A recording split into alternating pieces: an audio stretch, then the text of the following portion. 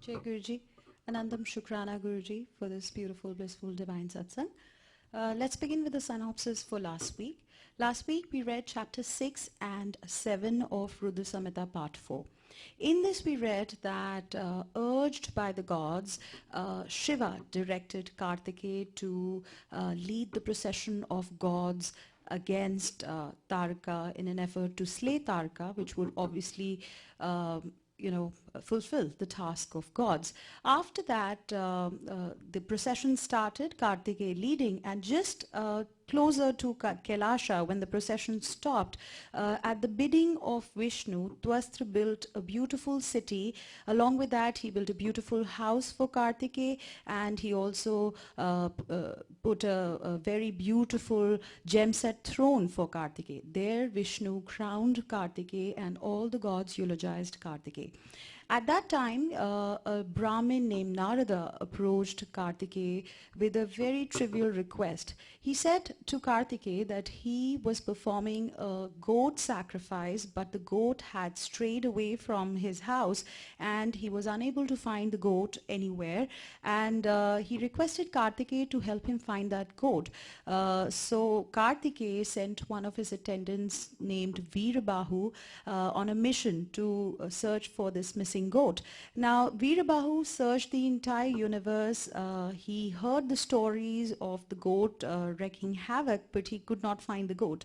Then he finally went to Vaikuntha, and there at Vaikuntha he found the goat wreaking havoc, and then he caught the goat by the horn and brought it back to Kartikeya.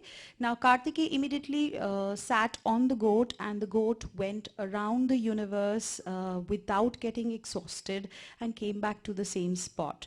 Now when Kartikeya came down from the goat, Narada requested that he should take the goat for the sacrifice, but Kartikeya told Narada that this goat did not deserve to be killed, and due to blessings of Kartikeya, the sacrifice of Narada was complete and that he should go back home. So Narada went back to his abode delighted, and in the meantime Taraka got to know that the gods are bringing their procession led by Kartikeya against him. So he also rushed to fight the gods with a great army, and just then there was a celestial voice which was prompted by Lord Shiva, which told the gods that they must allow Kartikeya to be ahead of the procession of the gods, and that gods would be ultimately the winners against the battle with Asuras. Now this made the gods enthusiastic, and they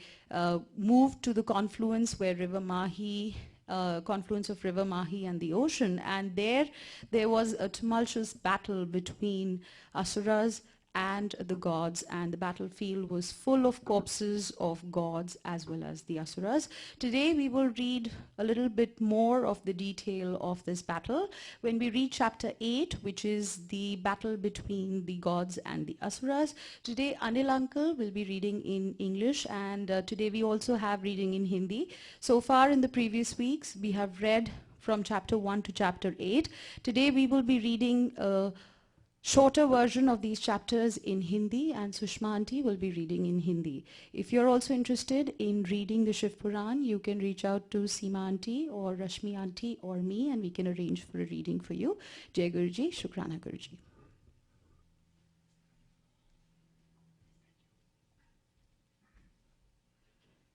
Jai Guruji. Thank you, Guruji, for this seva. Chapter 8. Brahma said, O Narada, O dear, thus I have described to you the fight between the rank and the file of both of the armies of the gods and the Asuras. The fight was very tumultuous. Now listen to the fight between the two leaders on either side. In the tumultuous fight that assured reducing the number of gods and the demons, Lord Indra, struck by the great spear, fell from his elephant and became unconscious. The thunderbolt-bearing Lord of Gods attained great depressions of spirits and swooned. In the same manner, O dear, the guardians of the quarters, through powerful, were defeated in battle by the Asuras, great experts in warfare. The other gods too were fought and defeated by the Asuras. Unable to bear their ferocity, they took to flight. The victorious Asuras, their efforts having been successful, roared like lions and raised sounds of jubilation.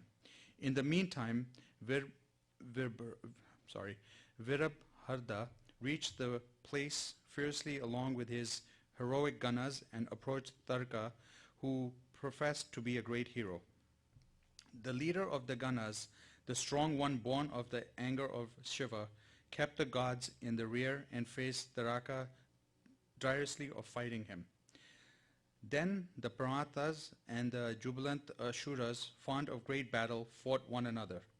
Skilled adepts in warfare, they hit and smashed one another with tridents and double-edged swords, nooses, axes, and sharp-edged spikes. Immediately after being hit hard with a trident by Virabharda, Taraka fell unconsciously on the ground. Regaining consciousness quickly, Taraka, the excellent Ashura, got up and forcefully hit Virabharda with his spear. In the same manner, the heroic Virabharda of great brilliance hit Taraka with his sharp, terrible trident. The powerful kings of Ashuras, the heroic Taraka, hit Virabharda again with the spear. Fighting each other, thus they hit each other with various weapons and missiles, both being equally skillful in the art of warfare. Even as others stood gazing, the two of the great energy continued their dueling, causing hair to stand on ends and noise. The various military bands and drums like beris, dangas, batas, ankas, and gumaks were sounded by the soldiers, terrifying those who happened to hear. Both of them were severely wounded by the mutual hits and thrusts, but still they continued their fight with added vigor like Mercury and Mars. On seeing the fight between him and Virabharda, you, the favorite of Shiva, went there and said to Virabharda, Narada said, O Virabharda of great heroism, you are the leader of the Ganas. Please desist from this fight. Your killing him does not fit it in properly. On hearing your words, the leader of the Ganas, Virabharda, became furious but spoke to you with palms joined in reverence. Virabharda said, O excellent sage of great wisdom, listen to my mighty words. I will kill Taraka. See my exploit today. The soldiers who bring their masters to the battlefield are sinners and are no better than Kanchs. They are doomed in the battle. They will go the way of the wicked, hell definitely in store for them. Virabharda should never be considered by you such a despicable person. Those whose bodies are rent and split with weapons and missiles, but will still fight fearlessly, shall be praised here and hereafter. They derive wonderful happiness. Let Vishnu and other gods listen to my word. I shall make the earth freed of Taraka today, even without bringing my master here. Saying thus and taking up his trident, Virabharda mentally meditated on Shiva and fought with Taraka, accompanied by Paranantas. With many heroic soldiers riding on bulls, wielding their tridents and possessing 3 eyes, he shone well in the midst of the battle. Keeping Virabharda at the head and shouting fearlessly, jubilantly, hundreds of the Ganas fought with the Ashuras.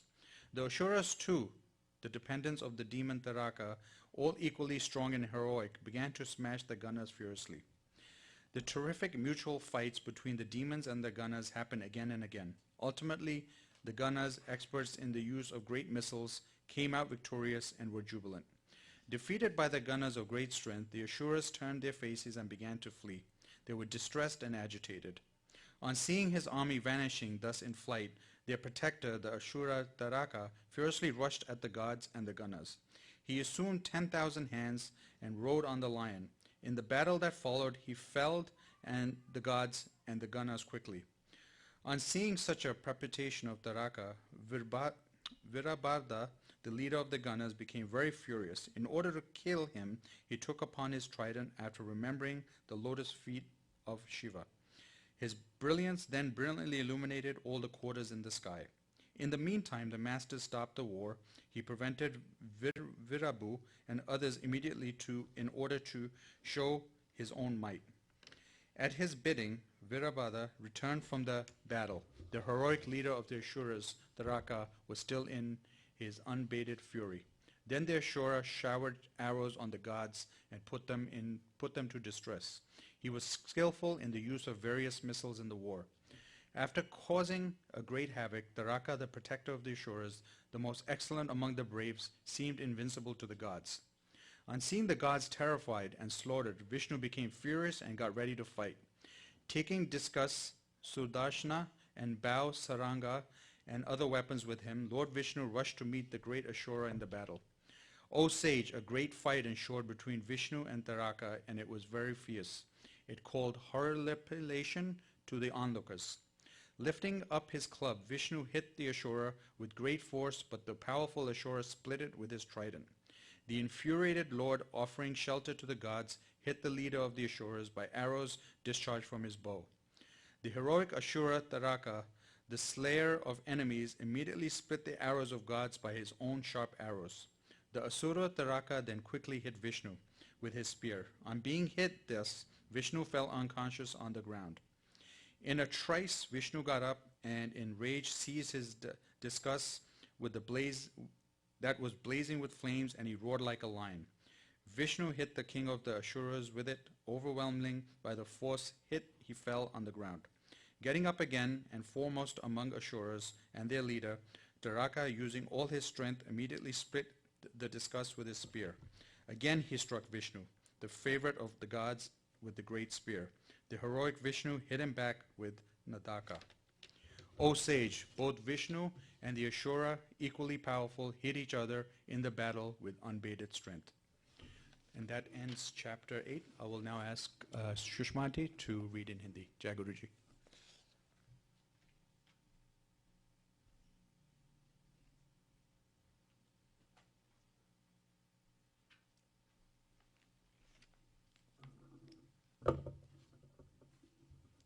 जय गुरुजी। शुक्राना गुरुजी इस पावन सेवा के लिए।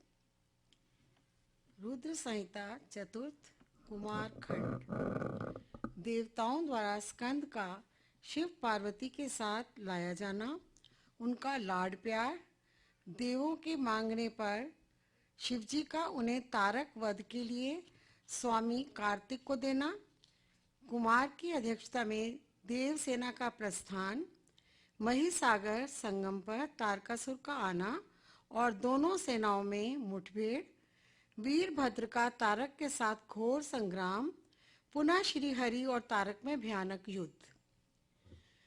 वंदना करने से जिनका मन प्रसन्न हो जाता है, जिन्हें प्रेम अत्यंत प्यारा है, जो प्रेम प्रदान करने वाले पूर्णानंदमय भक्तों की अभिलाषा पूर्ण करने वाले संपूर्ण ऐश्वर्यों के एकमात्र आवास स्थान और कल्याण स्वरूप हैं, सत्य जिनका श्री विग्रह है, जो सत्यमय है, जिनका ऐश्वर्य त्रिकाल बाधित है, जो सत्य प्रिय एवं सत्य प्रदाता हैं, ब्रह्मा और विष्णु जिनकी स्तुति करते हैं, स्वेच्छानुसार शरीर धारण करने वाले उन भगवान शंकर की मैं वंदना करता हूँ। श्री नारद जी ने पूछा, देवताओं का मंगल करने वाले देव परमात्मा शिव तो सर्वसमर्थ हैं। आत्माराम होकर भी उन्होंने जिस पुत्र की उत्पत्ति के लिए पार्वती के साथ विवाह किया था, उनके वह पुत्र किस प्रकार उत्पन्न हुआ तथा तारकासुर का वध कैसे हुआ? ब्राह्मण, मुझ पर कृपा करके ये सारा वृतांत पूर्ण रूप से वर्णन कीजिए। इसके उत्तर में ब्रह्मा जी ने कथा प्रसंग सुनाकर कुमार के गंगा से उत्पन्न होने तथा कृतिका आदि 6 स्त्रियों के द्वारा उनके पाले जाने, उन 6 की संतुष्टि के लिए उनके 6 मुख धारण करने और कृतिकाओं के द्वारा पाले जाने के कारण उनका कार्तिकेय नाम होने की बात कही। तदंतर उनके शंकर गिरिराज की सेवा में लाए जाने की कथा सुनाई। फिर ब्रह्मा जी ने कहा, भगवान शंकर ने कुमार को गोद में बैठाकर अत्यंत स्नेह किया। देवताओं ने उन्हें नाना प्रकार के पदार्थ, विद्याएं, शक्ति और अस्त्र शस्त्र आदि प्रदान किए। पार्वती के हृदय में प्रेम समाता नहीं था। उन्होंने हर्षपूर्वक मुस्कुराकर कुमार को परमोत्तम ऐश्वर्य प्रदान किया, साथ ही चिरंजीवी भी बना दिया। लक्ष्मी ने द्विज संपत्ति तथा एक विशाल एवं मनोहर हार अर्पित किया। सावित्री ने प्रसन्न होकर सारी सिद्ध विद्याएं प्रदान की। मुनि श्रेष्ठ, इस प्रकार वहां महोत्सव मनाया गया। सभी के मन प्रसन्न थे। विशेषता शिव और पार्वती के आनंद का पार नहीं था। इसी बीच देवताओं ने भगवान शंकर से कहा, प्रभु, ये तारकासुर कुमार के हाथों ही मारा जाने वाला है, इसलिए ही ये पार्वती परिणय और कुमारोत्पत्ति आदि उत्तम चरित घटना घटित हुई है। अतः हम लोगों के सुखार्थ उनका काम तमाम करने के हेतु कुमार को आज्ञा दीजिए।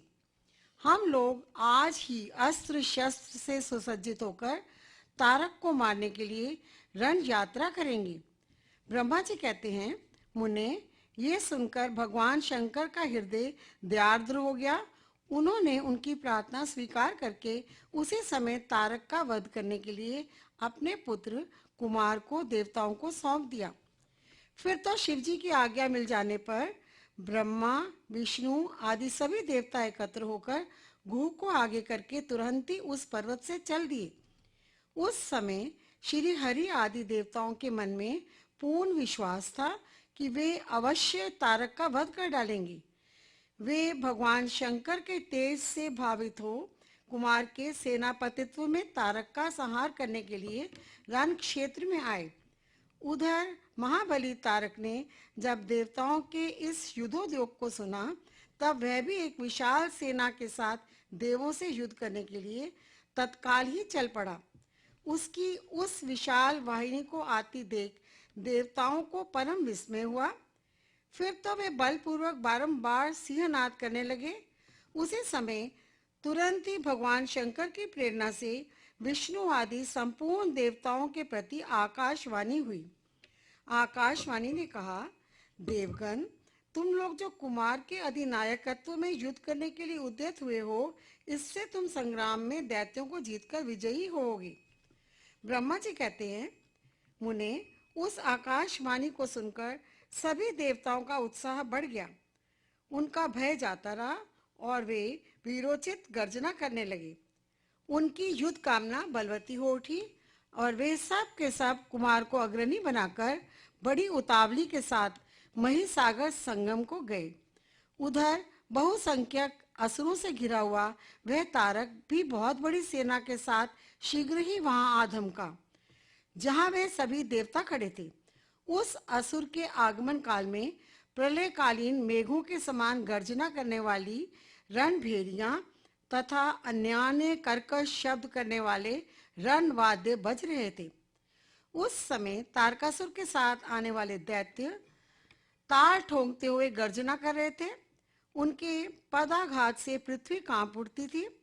उस अत्यंत भयंकर कोलाहल को सुनकर भी सभी देवता निर्भय ही बने रहे।